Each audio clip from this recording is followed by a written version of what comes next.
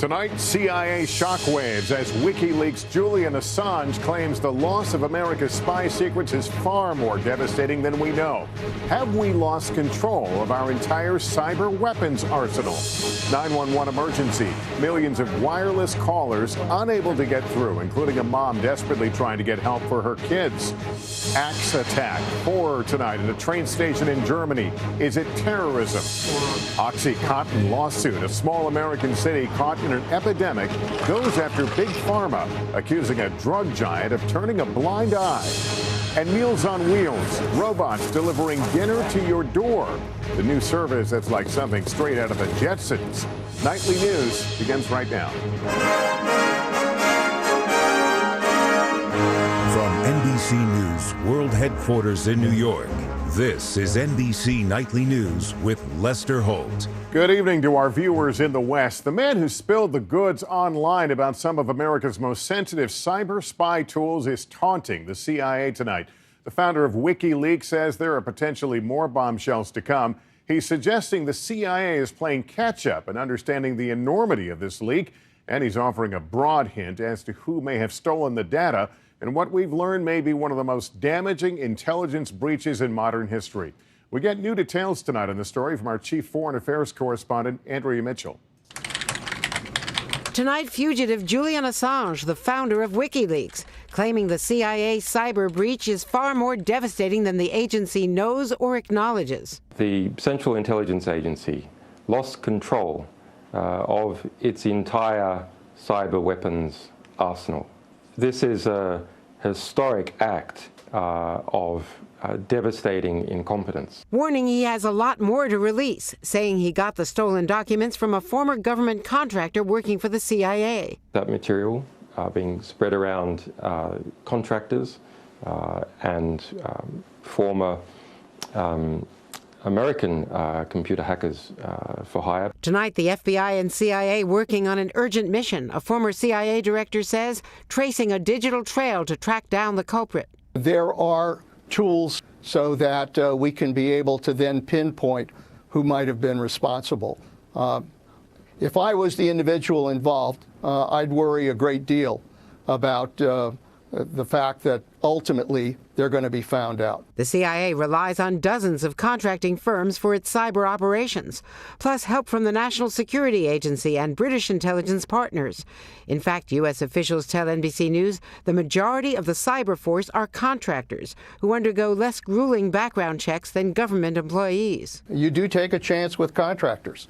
They're people who are not working in the inside. They may or may not have the same loyalty to the mission of that organization. Now the CIA under pressure and again under fire from the president. He believes that the systems at the CIA are outdated and need to be updated. And Assange is taunting the CIA that he'll help tech companies fix the holes in their software. We have decided to work with them to give them some exclusive access to the additional technical details we have.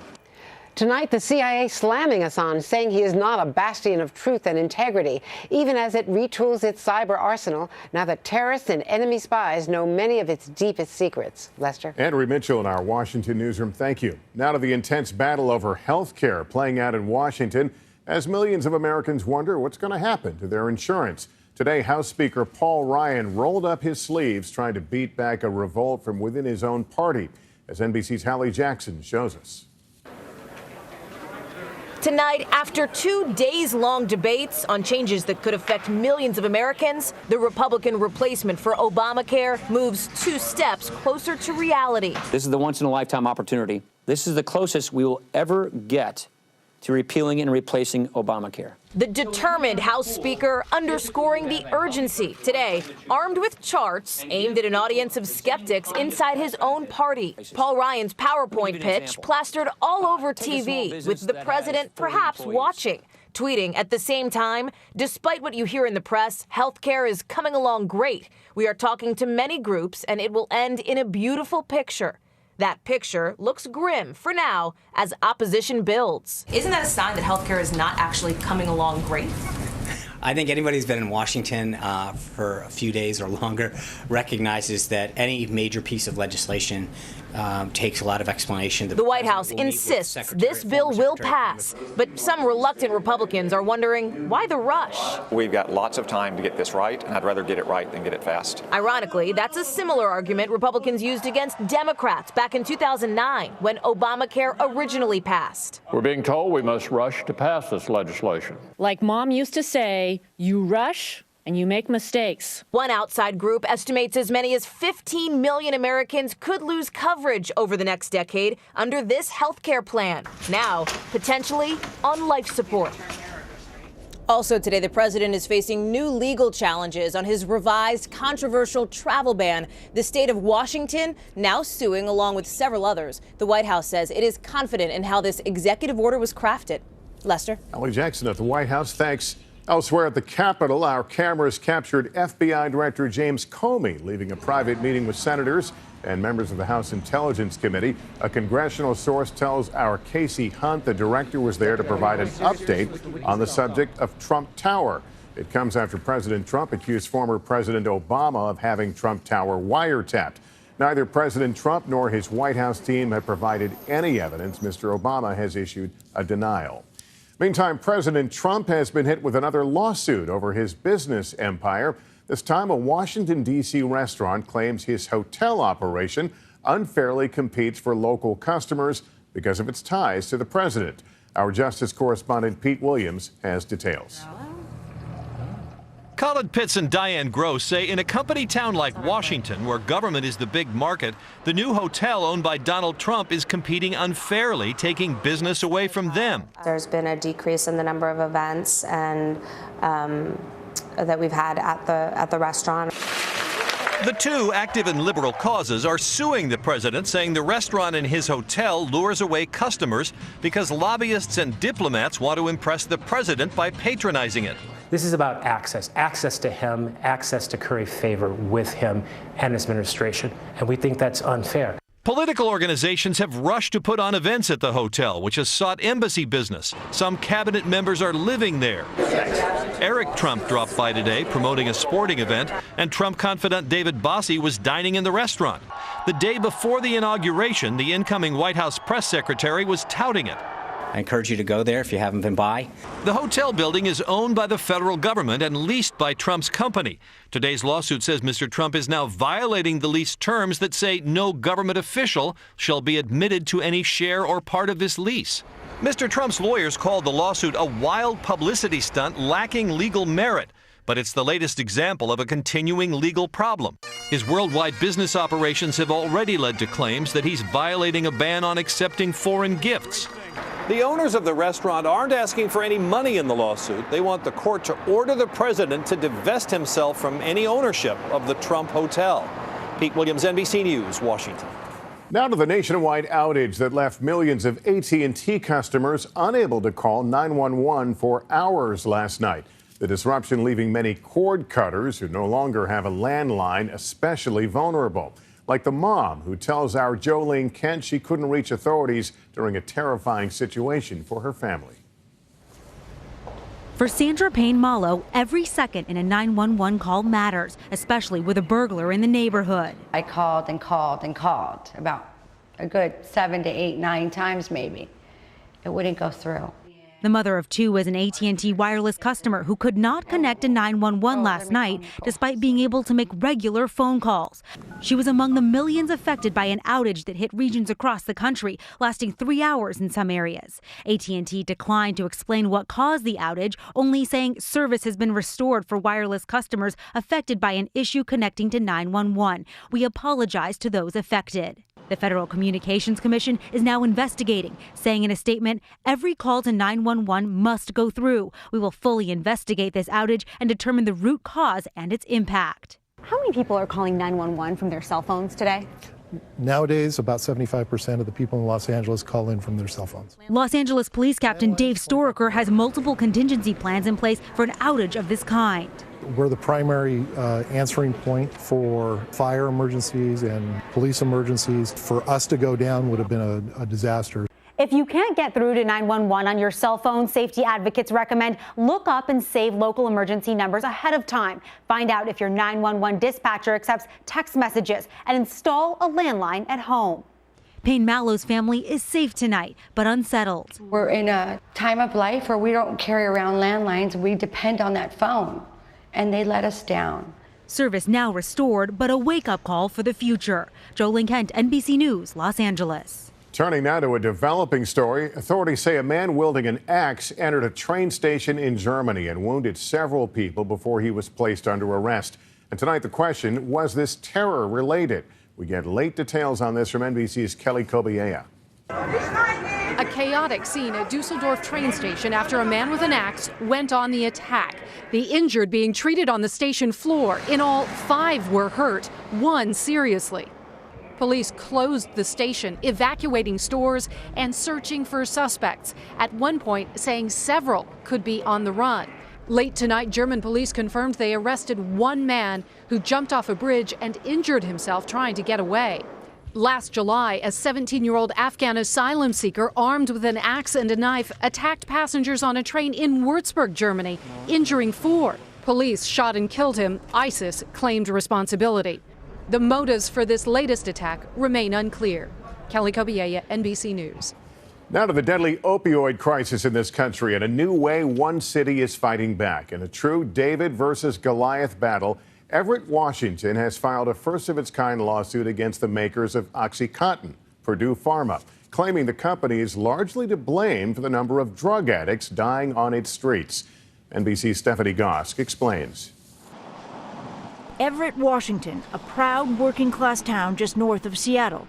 Now, like so many places, this city is being crushed under the weight of an opioid epidemic. Homeless addicts in doorways, overdoses in bars. Fed up and desperate for more resources, Mayor Ray Stephenson and his city have launched an unprecedented fight against Purdue Pharma, the company that has made billions off the opiate OxyContin. Purdue needs to be held accountable for not taking the action they should have taken that allowed their drugs to hit the streets and make addicts of many of my citizens. One mayor taking on a big drug company, deciding to sue after reading a Los Angeles Times investigation. The lawsuit alleges Purdue supplied OxyContin to obviously suspicious physicians and pharmacies, accusing the company of turning a blind eye to illegal drug trafficking. In a 2009 email cited in the lawsuit, a Purdue employee raises flags about a clinic in L.A., now shut down. The line was out the door, with people who looked like gang members. I feel very certain that this is an organized drug ring. The lawsuit claims the pills were then illegally trafficked up to Washington state.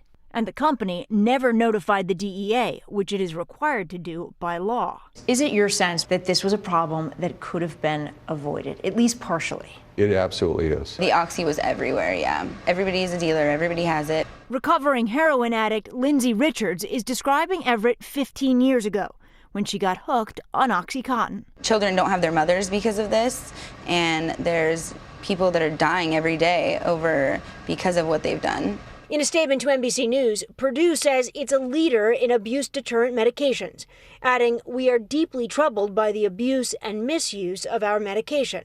Our products account for less than 2% of all opioid prescriptions." This lawsuit paints a flawed and inaccurate portrayal of events that led to the crisis in Everett. The federal government has not criminally charged the company for failure to report possible illegal sales.